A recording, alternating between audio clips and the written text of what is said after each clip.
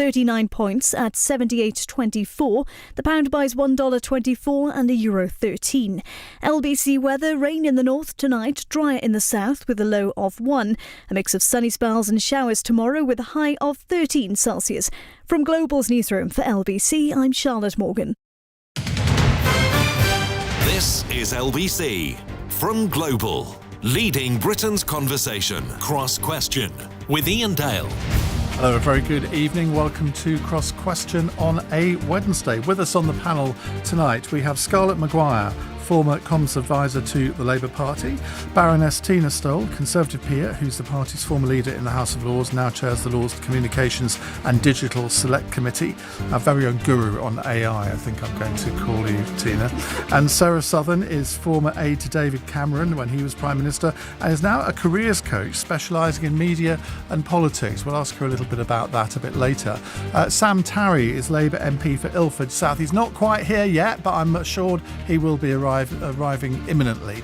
Now, if you want to ask our panel a question, 0345 6060 973. You can text 84850 and you can say, Alexa, send a comment to LBC. And of course, you can watch us on Global Player.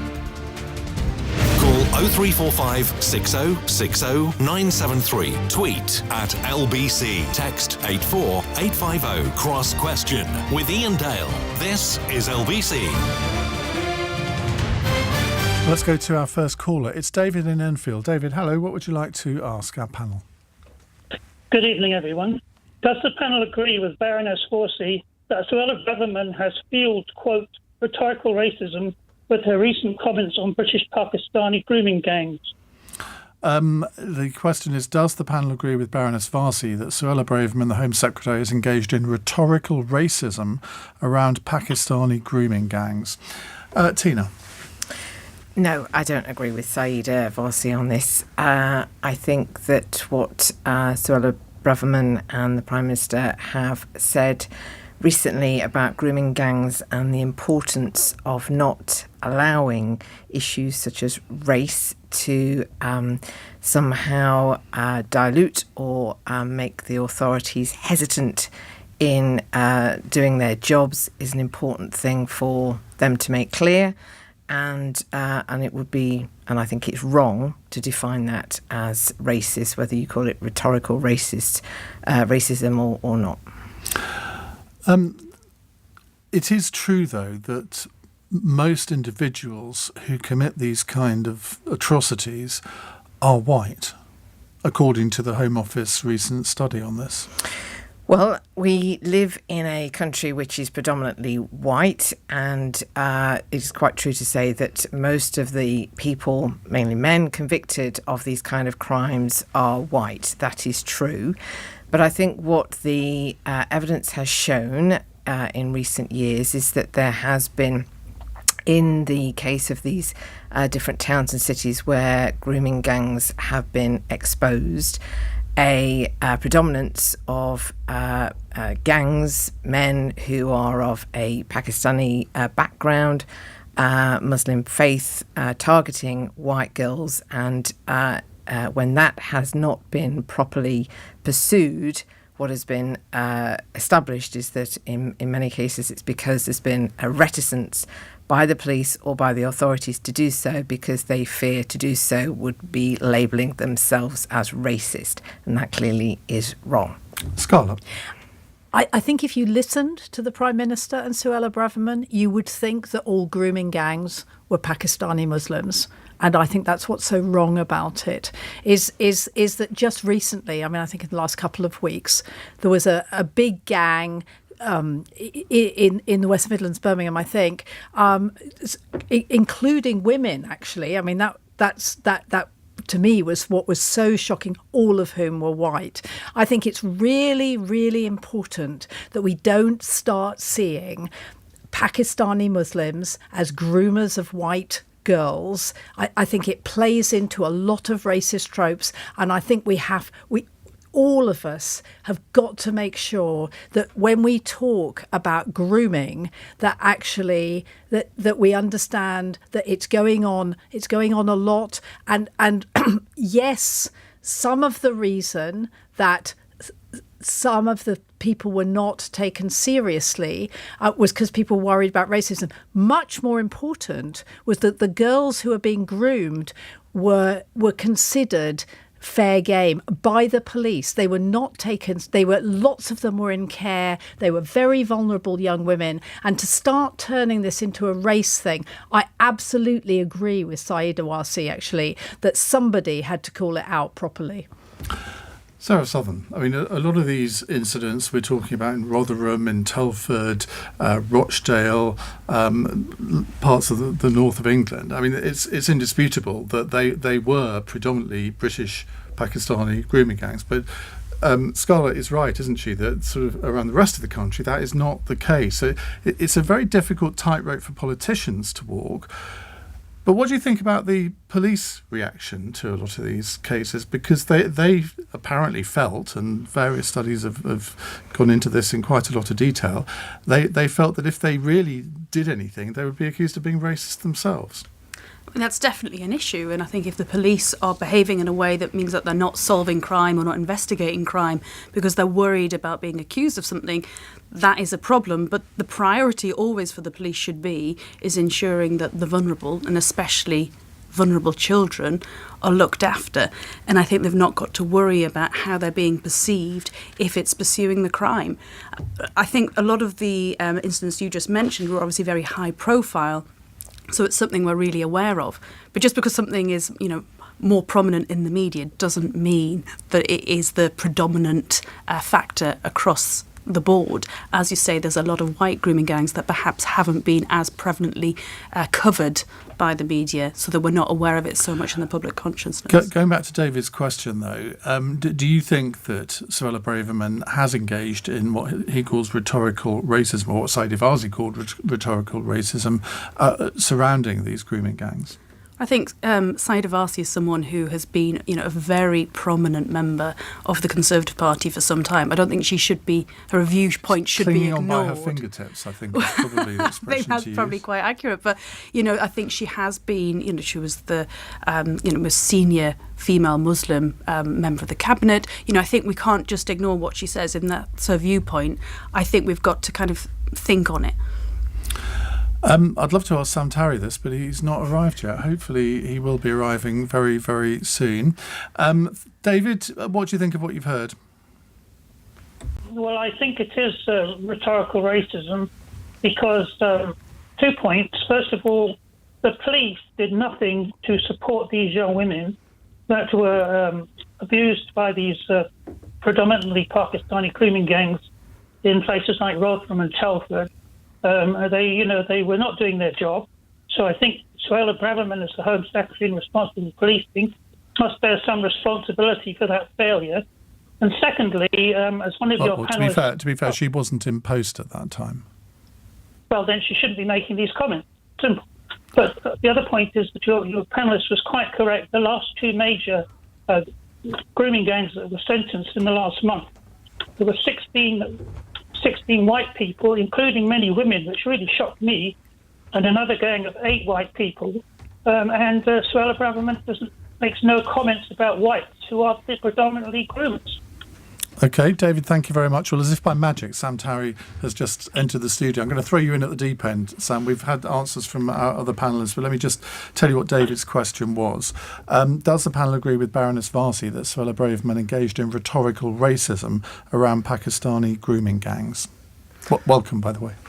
Good to be here. Yes, actually, I think pretty plainly, I worked in that part of the world for an anti-racism organisation called Hope Not Hate years ago.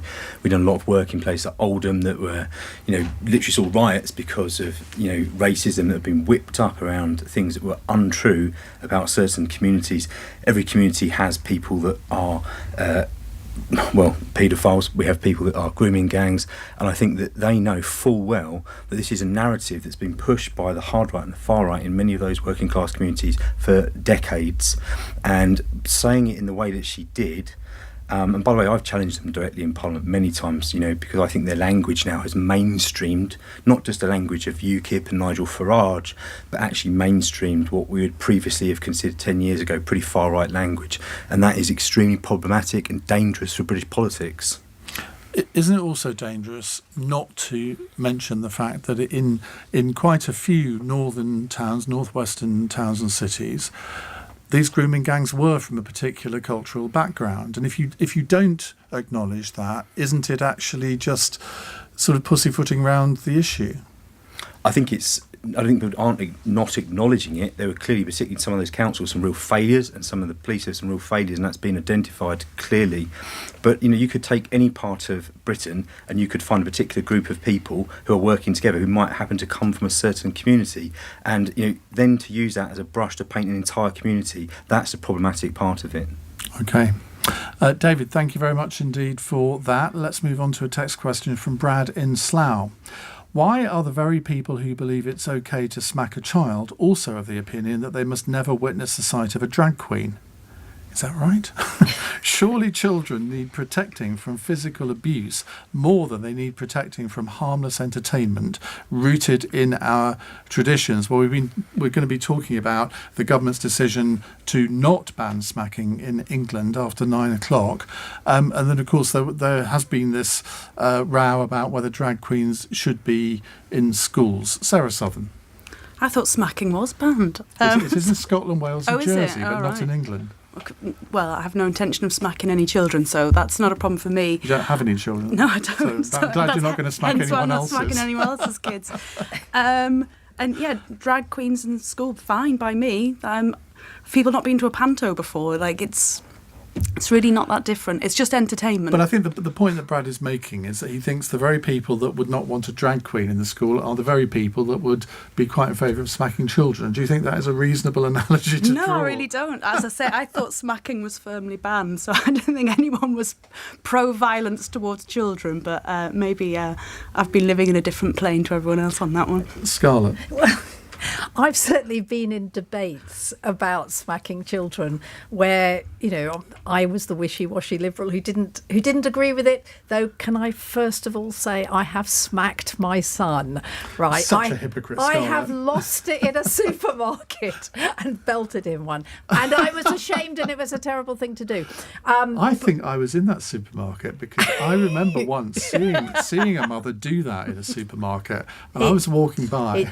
It happens a lot in supermarkets. I just said, do you really think that does any good? And I won't tell you what she said to me, but it wasn't very pleasant. I can tell it doesn't do any good, and it is just absolutely shameful. But what? So I think the debate has gone on, and I think actually that it's a serious thing about you shouldn't be smacking children, and it's interesting the people who think they have a right to smack their own children because they feel that they're their possession, and whether they're the same people who make a fuss about drag queens going into primary schools, I don't know. But, it just seems ridiculous. As Sarah said, haven't you ever been to a pantomime? Well, These are supposed to be for children. I have to admit that as a gay man, I can't stand drag queens.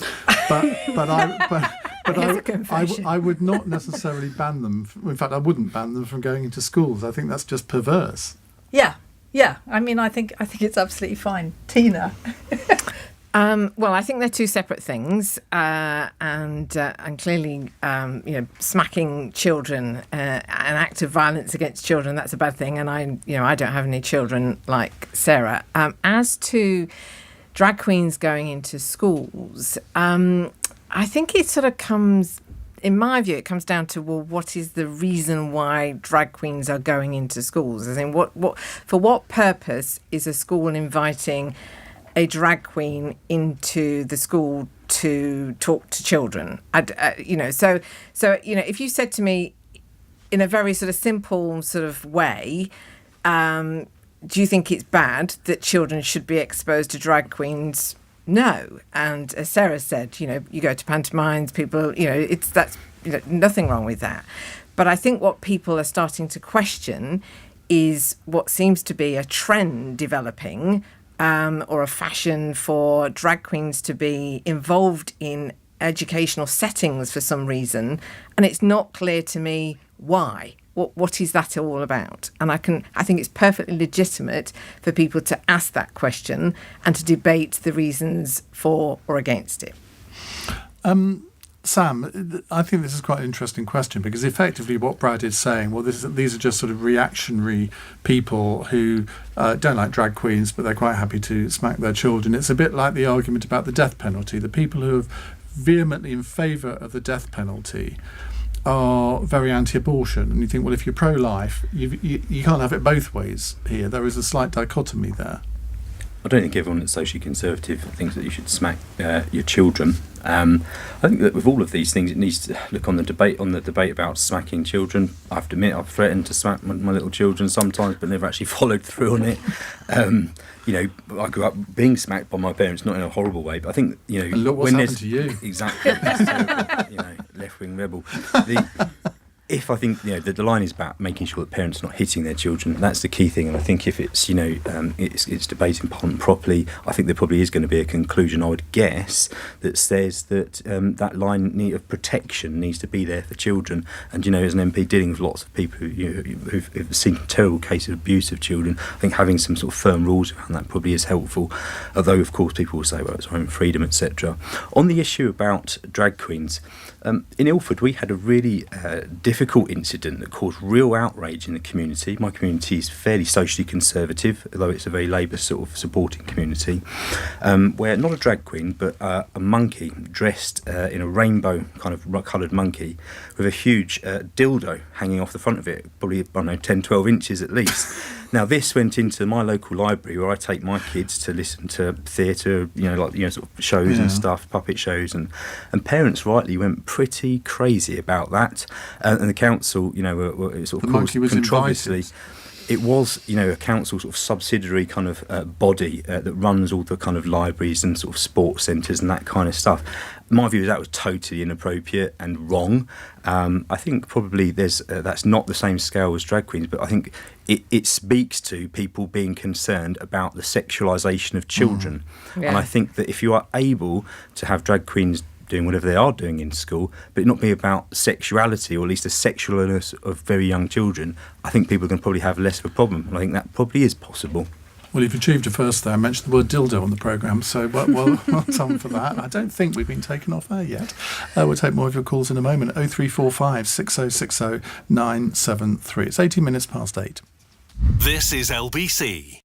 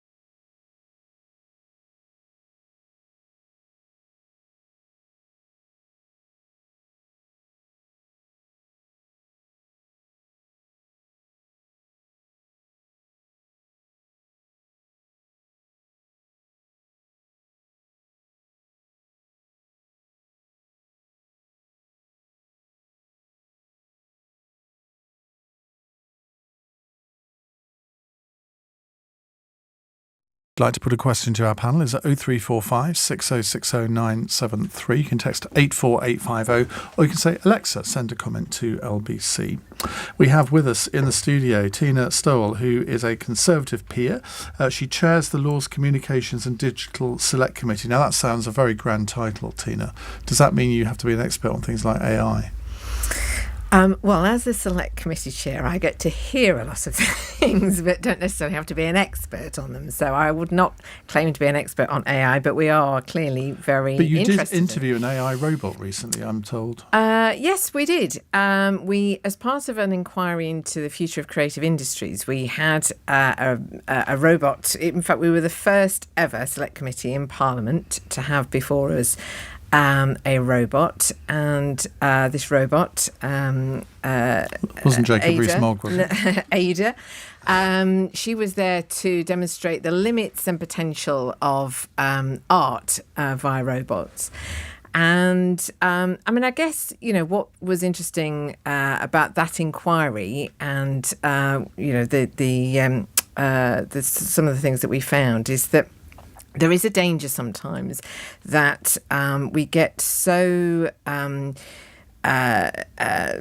interested in and taken by the future of technology that we, as legislators or as policymakers, put in place regimes that would allow that to flourish, but at the expense of other important aspects of our culture or economy.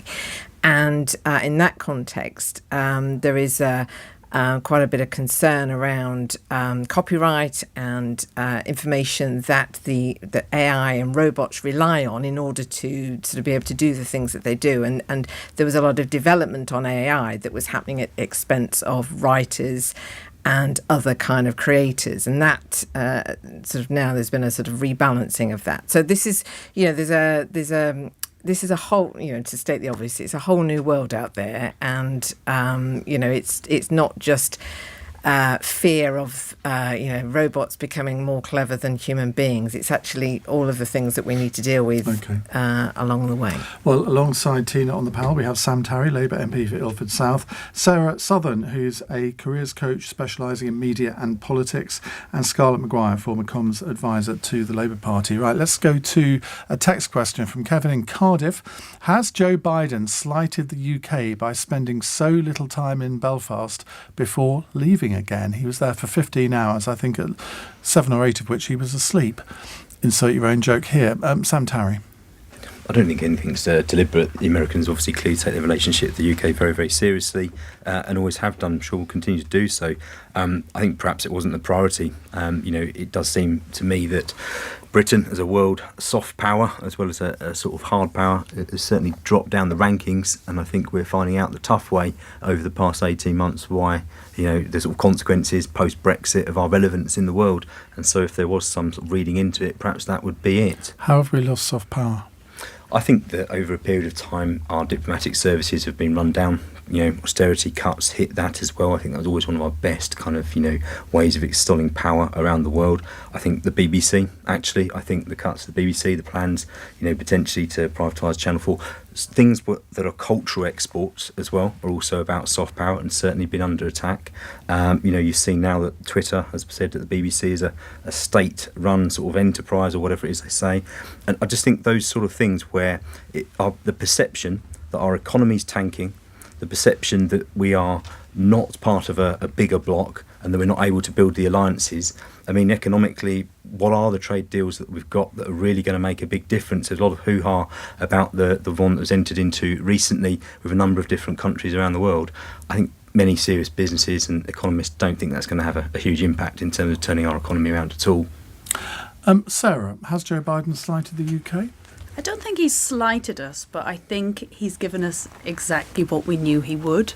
I don't think Joe Biden's been particularly shy in highlighting what his Irish roots are. I remember when he had either just been selected as the candidate for the Democratic Party or had actually become president, and someone from the BBC asked him a question. He said, BBC, why do I talk to you? I'm Irish, which was a very strange thing to say. I think it was John Sobel who maybe asked him. Well, the BBC goes everywhere. So I'm not surprised that he was in Northern Ireland for such a short period. But I did think some of the pictures that came out of that visit were very strange. I mean, him and Rishi Sunak having a cup of tea this morning looked as though they were in the reception of a travel lodge. I don't know who on earth had advanced that, but it certainly wasn't the picture I was expecting of seeing, the Prime Minister of the UK and the President of the US. It certainly didn't have the warmth and friendship that you saw between, say, Cameron and Obama. That was exactly my first thought. Yeah, very odd. Where on earth are they? Apparently it was in the reception area of a hotel. Bizarre. Who agreed to that? But you'd have thought that somebody's advanced people might have thought, not sure the optics are going to be very good there. Yeah. You wouldn't have made that mistake, would you, Scarlett? I hope I wouldn't. But I mean, it was a terrible mistake, because what it did was it underlined what was wrong with the visit to Northern Ireland. Now, I think Joe Biden was in quite a difficult position because of Stormont. I mean, because the DUP has refused to join in with the power sharing, there is not a government in Stormont, and so actually there's nowhere to go. And frankly, the DUP have been pretty rude about Biden in the last 24 hours. So I think there's that problem. And yes, he's made no secret his love for the Republic of Ireland, where he feels he comes from, where, of course, there are lots and lots of voters in North America. So I don't think he slighted us. I just think, like Sam, I agree with Sam, is we just don't matter very much anymore, which is a great shame. Tina?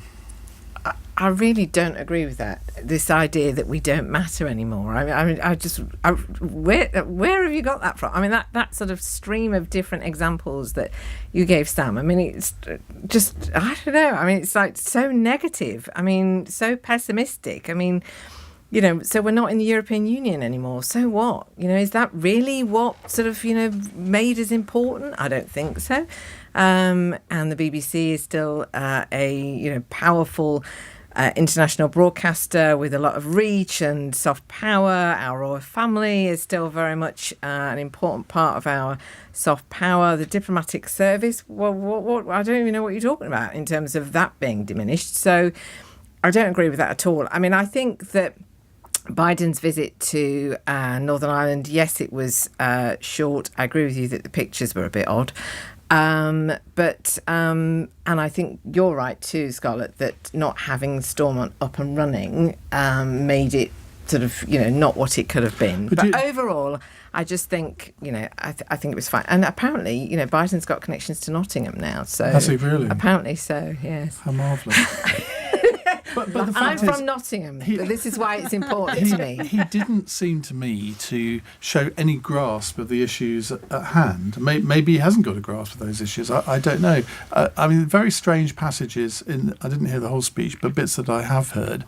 I'm thinking, well, what does that mean? What did you mean by that? And maybe he just felt that he couldn't get involved in the internal politics, so it was best to be slightly cryptic. I mean, I suppose that might be one reason. Yeah, I mean, I just wonder when this visit was first proposed and arranged, and the idea, I guess, at that time was it would come after a return of, the restoration of Stormont and all that sort of thing. And the fact that has not happened has sort of rather rendered this a bit redundant, because actually trying to connect Biden to the 25th anniversary of the Good Friday Agreement, I think that feels a bit forced, really. So it was a bit strange. Kevin in Cardiff, thank you very much for that question. By the way, if you're in the Cardiff area, I'm going to be appearing on stage in Cardiff on Saturday week at The Gate with Jackie Smith in our For the Many live podcast. So you can book your tickets at The Gate website should you be in Cardiff.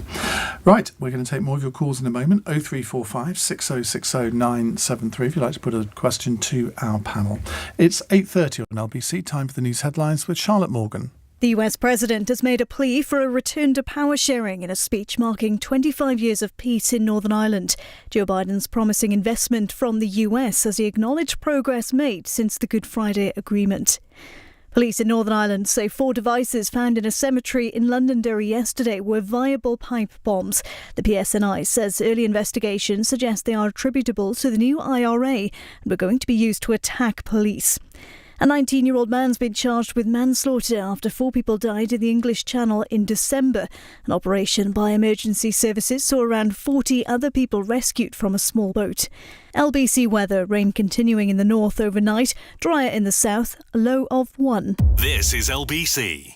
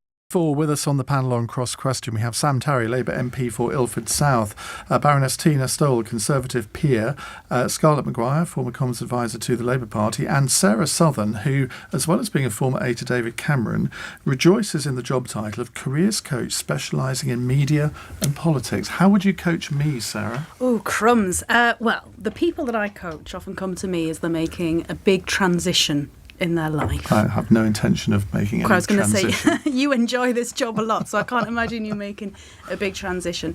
So I work with people who perhaps have worked in a newspaper for several decades and they're now moving on to something else, and it's trying to work out what's best next, how they can use their network to find the next job, how to find within themselves what it is that they want to do next.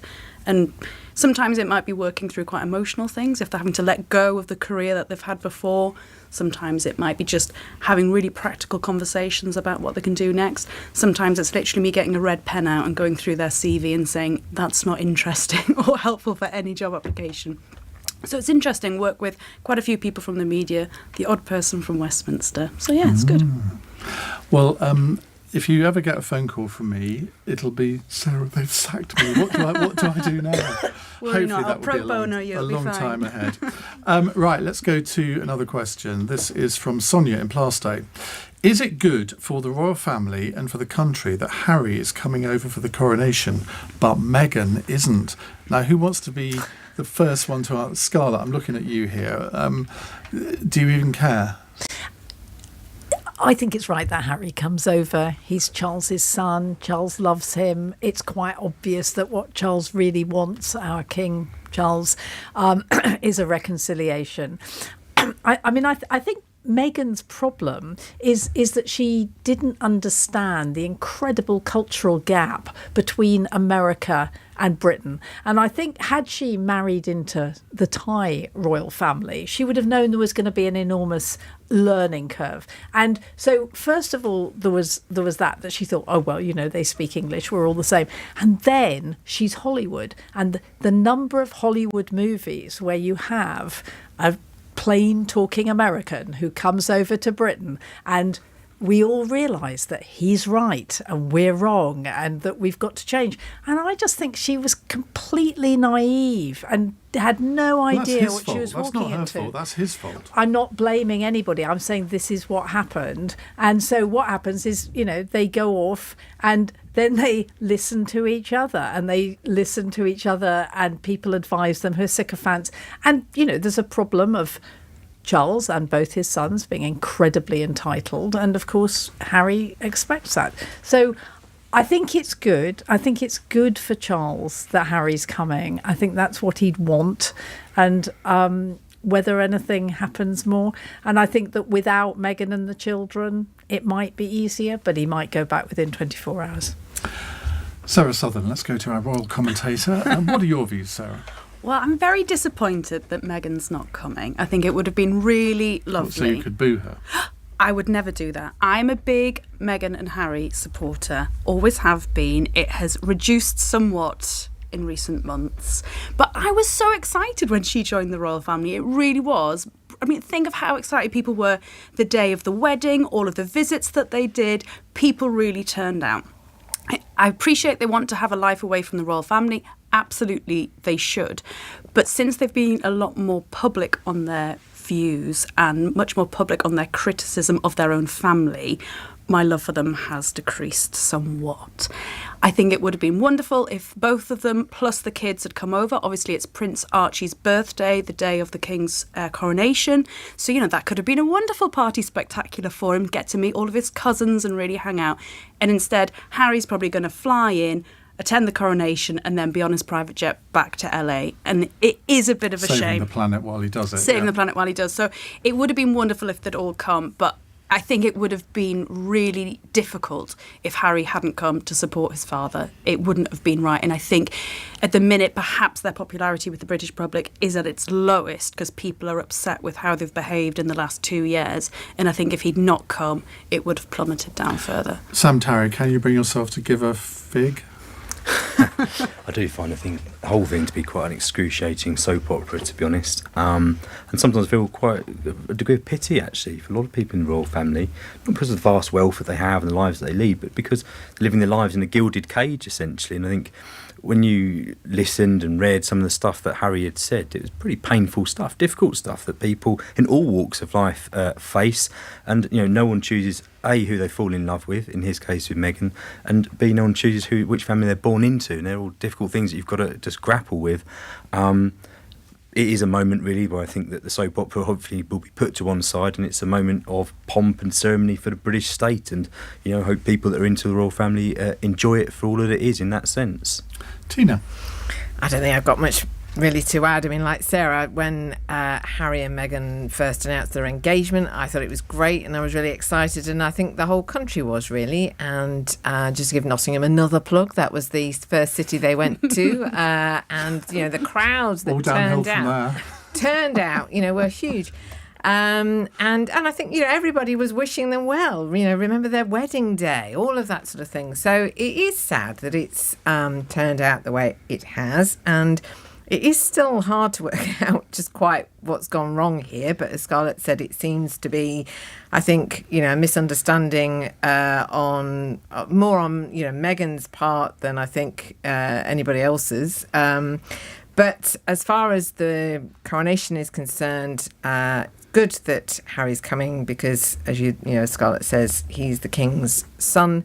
But the King won't be seeing him alone. He'll have William in the room with him, apparently, because they say they can't trust him anymore. Well, I'm sort of not surprised, really. You know, I mean, you know, I watched I did watch the Netflix documentary. You know, and I actually did find it interesting. You know, I thought it was more interesting than I expected it to be, and I felt I came away from watching that understanding better how some of this had happened and why they felt the way that they did. But what I felt so disappointed by at the end of it was how little they seemed to understand anybody else. You know, it was all very one way, very one-sided. And I think, you know, the sort of things I haven't read his book, but, you know, from what I know about what's in the book. I've got to page 50, but I don't think I'm going to get to there. page 2. I mean, I think it's, you know, I think what he's sort of, you know, exposed not just about himself, but about, you know, his family members. That's enough about his frostbitten willy. Well, you know. TMI. So yeah, I don't blame them. It's sad. It's all very sad. Right. Well, we've wasted 5 minutes on that, but Sonia's very grateful to us for answering her question, I'm sure. Now, the next question I think is going to take slightly longer, so I'm going to go to an early break at 8:42. LBC. Nick Ferrari at breakfast. Union boss on holiday as doctors walk out. Dr. Rob Lawrenson, co-chairman of the British Medical Association's Junior Doctors Committee, will not be appearing on the picket lines as he takes a week off to attend a wedding. James in Eastbourne. I'm a junior doctor. I'm currently on the picket line. For myself, it doesn't matter. This is an unpaid position for him, and it's a massive amount of work for anyone to do, but particularly a junior doctor. If these 4 days of strike action do not bring about a deal, what happens next? If there's not any movement from the government in terms of coming and giving an offer on the table, then I can only imagine that there'll be more industrial action. Nick Ferrari at breakfast. Back tomorrow morning from 7. Listen on your radio and on Global Player. LBC.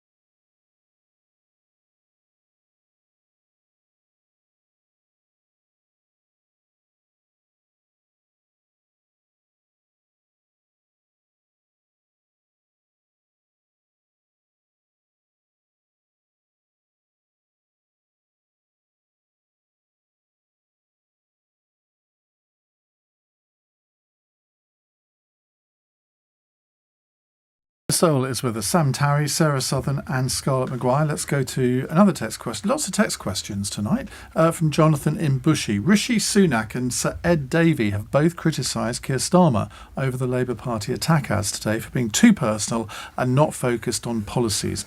Have they been a big own goal for Labour, or is the fact that they're talking about it a sign that they worked? Scarlett Mccgwire, now you have form on sort of communications in the Labour Party. What's your reaction to all of this? The problem with those sort of attack ads is they work, right? Is the Conservatives are famous for those sort of attack ads. Linton Crosby. I've got a recent one actually of Bridget Phillipson, where it says, "Your MP voted to keep illegal migrants in Britain." Absolutely not true. She just voted against what the Tories are doing, which is not going to keep illegal migrants out. So there is a history of these ads, and the real problem is that they work, and that's why Labour's using them. I am a naive person who wishes that actually politics was decent, but it's not. I mean, this ad, I was sent it when I was complaining.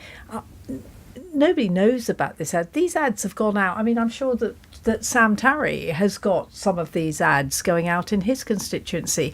I mean, these sort of personal attack ads have been going on for years. And, you know, that is the problem, and that's the politics we live with. Sam? I think that it's caused a huge argument and a lot of introspection in the Labour Party. Clearly the people in charge of strategy in the Labour Party have doubled down on it. You know, Keir sort of doubled down on it in the newspaper over the weekend because, as Scarlett says, they obviously clearly think it's going to work. They're precision target bombing very particular groups of voters that they think are going to be the ones that will flip to Labour hopefully at the next election. Obviously that will make quite angry a vast swathe of the rest of Labour's electoral coalition who find that stuff really unsavoury. So I do understand why they're doing it.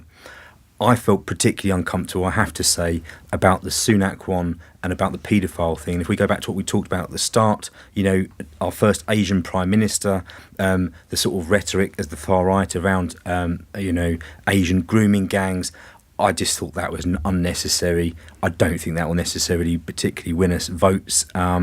And I think that potentially, it really reminded me, do you remember Phil Wallace and that dreadful election and some of the leaflets that he put out? And I just think, you know, the Labour Party, you know, can win elections. We have to be ruthless, of course. We have to chase down those voters. And, you know, politics is a pretty dirty business at times, take it from me.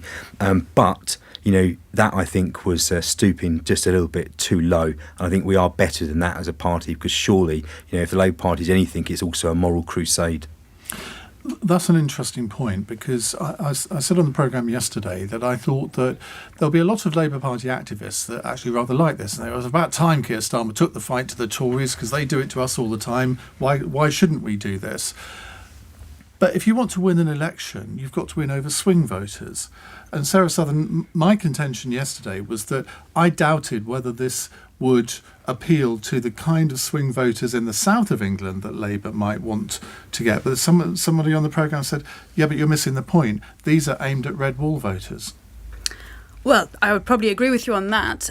One of the difficulties with attack ads like this is that they obviously devised at the HQ of whether it's the Tories or whether it's the Labourers. Yes, they come from both sides at times. And the candidates and the MPs have got no control over what's going out into their constituencies. And it's not been targeted. Now, it might be that there are more of these attack ads going out in the red wall seats and fewer down here in the southeast. But I agree with Scarlett. I don't like this kind of tactic. I don't like these kind of attack ads. When I worked for the Conservative Party, I wasn't a huge fan of them. I felt we should be front-footing with what our message is rather than attacking the other side. But they're never going to disappear. They're always going to be generated. And it is legitimate to sort of scrutinise what the other side is saying, Absolutely. what their policies might be, but there are ways of doing it. Absolutely, but I think now we're able to do it much more rapidly. You don't need to have a huge print run of leaflets and deliver them to hundreds of thousands of homes. You don't need to have huge hoarding sites across target seats. You can get that leaflet, as it were, out on social media within hours of you having the idea. You can get it really spread across the country so quickly. So I think we will see a lot more kind of rapid attacks during the election campaign over the next 18 months. Tina, are we clutching our pearls a bit too much? Well, I think that negative campaigning or attack ads are always part of politics, and it would be silly to try and say that they don't exist and never have before. But to me, they only work if they are telling voters something that they already know. And so I disagree with Scarlett's assessment of this current crop, because I don't think that is what they are doing. And therefore, I don't think they are an effective attack ad. Question is a different matter as to sort of whether or not you like them or not. I just don't think they are particularly a good example. But I think the other way in which they are not effective is if it's all you've got. So if all you've got to offer is a criticism or attack of your opponent, and you're not in any position to offer something which is what you would do and is compelling and of interest to the people that you are targeting, well, you can attack as much as you want your opponent, but people are soon going to tire of that. So that's why I don't think these are particularly effective, because as much as Keir Starmer and the Labour Party have, I think, since Christmas, noticeably to me, got their act together in using recesses for getting their message out, all that. I think tactically they've got a bit smarter. I still don't think they've got much to say about themselves. Scarlett, just finally on this, Keir Starmer has spent the last 3 years trying to convince people that he's a very decent man, and that he's the antithesis of Boris Johnson and possibly Rishi Sunak, but mainly Boris Johnson. This undermines that message, doesn't it? Yeah, now, I think the problem with this is that given all we know about Keir, or all most people know about Keir, is that he's a decent man, it undermines that brand. And that is the problem with these ads. And I mean, actually, had the one that's come out today or yesterday about Rishi Sunak's wife being a non-dom and not paying tax come out, I think that was fair enough, right? I mean, here you have a Chancellor of the Exchequer, and his wife is exploring exploring a tax loophole, right? I mean, and I think that's a much more fair enough, whereas I think the one that was put out on Friday was very similar, Thursday night, Friday, to the one I read out about Bridget Phillipson, where actually you don't feel entirely comfortable. Right, let's go to Malcolm in Bodmin. Malcolm, hello, what would you like to say? Evening, Ian. Evening, Hi. panel. Does the panel agree with me, speaking of attack ads, does the panel agree with me that the right-wing press attack on the representative of the doctor's representative on the BMA being attacked because he's at a family wedding or the wedding of a close family friend is an absolute disgrace, given that the role he does is unpaid. So his representation, which he gives to his fellow doctors, he does not get paid for it, and yet he is attacked by the media because he goes off to a prearranged, by some months, I dare say, wedding of a very close family friend. OK, well, this was in the Daily Telegraph this morning. They highlighted the fact that Dr Rob Lawrenson from the BMA's Junior Doctors Committee has gone abroad for a friend's wedding during the 4-day walkout. When I read this story this morning, I thought, is that the best you got, Sarah? I mean, it's not ideal timing for him, but I agree with you. I mean, the lad's allowed to have a life. He's volunteered his time to the union. If he wants to go on holiday when it coincides with that, then he can. I think one of the points they were making was that he will still be paid because it's part of his annual leave that was pre-booked. So he's going to be paid during the strike, whereas his fellow doctors presumably won't be. But even so, Tarry, it's a stretch to really get anyone very excited about it. Trade unionists always get attacked. Before I was an MP, I was called the intercity rail boss and all sorts of nonsense in various tabloid newspapers attacking me for doing things which I thought were actually about standing up for workers. It's kind of par for the course, really. I think most trade union leaders will have some sort of tabloid clippings on the wall as a sort of badge of honour almost. I think the real issue here is actually why the BMA junior doctors are going on strike. And by the way, consultants are actually likely to be balloting and probably going to be successful and also going for strike actions. This is going to get far worse in the NHS before it gets any better. There's a piece in a couple of... Not sure many people are going to have much sympathy with consultants, given what they Perhaps not, but I think the fact is that there are many consultants and junior doctors who are getting trained in the UK and now leaving.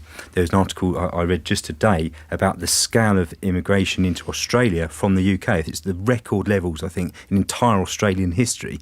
They are taking, our brightest, our, most able doctors and nurses. And you've got to ask yourself why.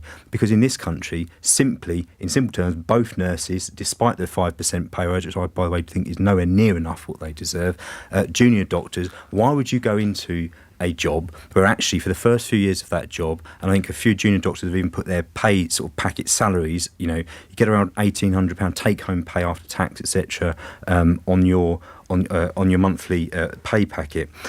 That is not enough to keep people in the job, but they have the responsibility for whether it be geriatrics or paediatrics, people's lives, whether it's dealing with intensive trauma of people coming into accident emergency. We are not paying people the money that they are worth. And if you compare it to other European countries, if you compare it to Japan, if you compare it to Australia, we're paying these people nowhere near enough. And the NHS crisis will continue to get worse until we value the staff there. We can talk about reform. There's a debate in the Labour Party. There's always a debate in Parliament about what reforms the NHS, whether it should be more privatised, less privatised. The simple fact is you have to value the workforce in the NHS, and they're not paid enough. Briefly, if I can, from both of you, Tina. Well, clearly we want our doctors to be to receive reasonable pay, but I think what Sam has just argued. The pay that they're on right now in terms of year one they can earn up to 38,000, year two it goes up to 40 something, and after that when they're doing specialities up to into the 50s. I don't think that's right. Year one. They're going to get a minimum of 30,000 from September, but I don't think you get 38,000. I think they can get up to 38,000. But back to the original question that was put to us by your caller. So in my view, I think that we have a situation where the junior doctors have chosen to come out and strike for 4 consecutive days immediately after Easter, at a time when lots are going on holiday, including, it seems, the leader of this union. So staff are going to be, the whole pressure in terms of being able to cope with this is incredibly difficult. I don't think this is, I don't think the way in which the doctors are going about this is a way that is really putting front and centre the issue that they say is of greatest concern to them about patient care and serving everybody.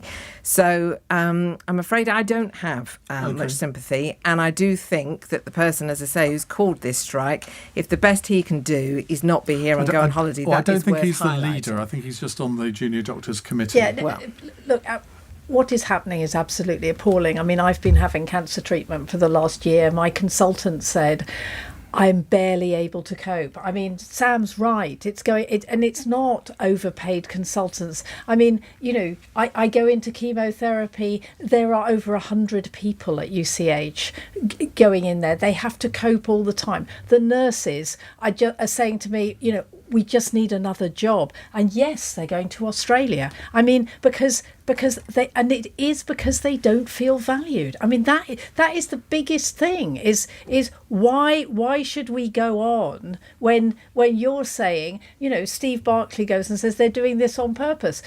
Of course they're choosing the best time to strike. It would be ridiculous. Didn't we learn anything from the miners who went out on strike in the summer, for Christ's sake? I mean, of course they're going to do it when it hits hardest. But actually, what we need to do is we need to get round a table and give them some money. Right, very quick answers on this final question from Gemma in Portsmouth. Elon Musk did a last-minute interview with the BBC last night at Twitter HQ. Who would you drop everything for just to have a brief chat with them? Tina? Dolly Parton. Oh, good choice. Sam? Well, I actually quite like doing these sort of panel interviews, and not to be a suck-up. Laura Koonsberg called me recently. I was straight on the telly. And Ian, I'm always here with you. Yeah, but you were late today. That is entirely true. I know where I am in the pecking order, Tina. Don't worry. Sarah? Kylie. I've met Kylie. Oh, she's God. Wonderful, isn't she?